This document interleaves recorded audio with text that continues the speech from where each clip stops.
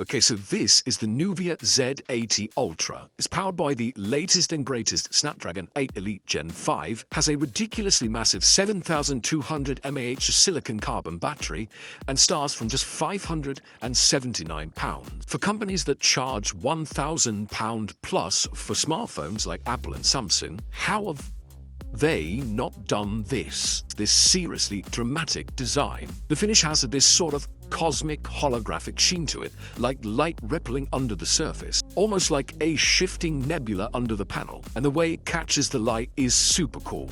It's go full screen, bezel to bezel, zero interruptions, like this Z80 Ultra. And just look at that display. No notch, no punch hole, no dynamic island, just total screen. And the way Nubia have gone true full screen is by positioning the selfie camera under that display panel, and you really can't see it's there, even if you look right up closely. It's a serious achievement. I remember originally when we first had the under the display camera tech, and this is one of those things that when you do go back to a notch or a dynamic island or a punch hole cutout, it then just feels a little bit old, and you notice it instantly when you're watching content. A 6.85-inch x10 OLED 2688 by 1216 resolution. It's 144 Hz refresh, so super smooth, and has up to 2000 nit speed brightness, so bright enough to use outdoors. And the panel is actually made by BOE. And the Z80 Ultra has 2592 Hz high-frequency PWM dimming.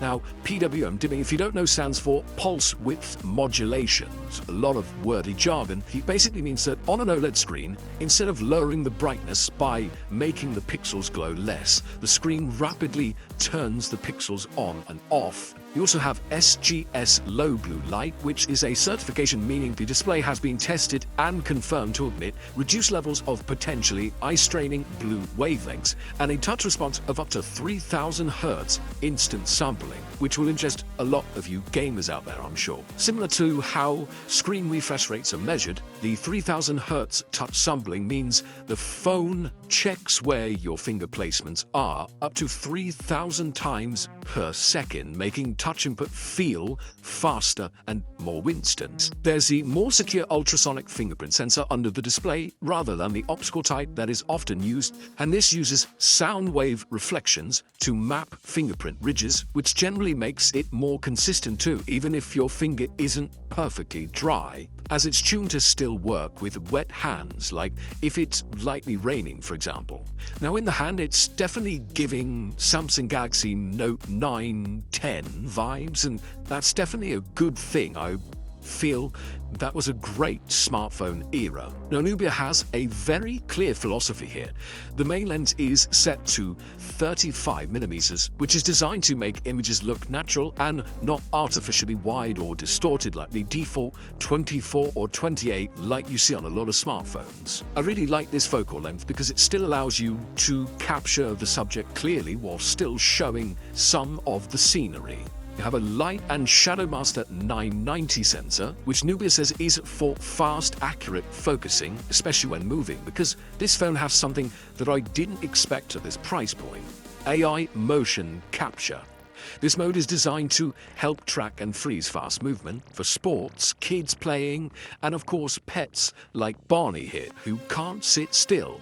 Yes, you heard it here. Snapdragon 8 Elite Gen 5. We have the top-tier flagship chip, the most premium going from Qualcomm, going into something at this price point, which is really, really stellar. You've also got Google Lens for instantly identifying objects or products from the camera, and in Google Translate, the newer Gemini language model just makes translations feel more natural, especially in live conversation mode. And all of this is navigated through on Nebula AI OS over the top of the latest Android 16, and is fast, fluid, and feels a little like stock Android in some areas, but also has a few snazzed up bits like where you can customize the sidebar and communication settings, etc. This fast and smooth experience is aided by an insane 28 GB of LPDDR5X RAM, including up to 12 GB extended. As well as that massive 7,200 mAh battery, you also get 80-watt wired charging and 80-watt wireless charging too.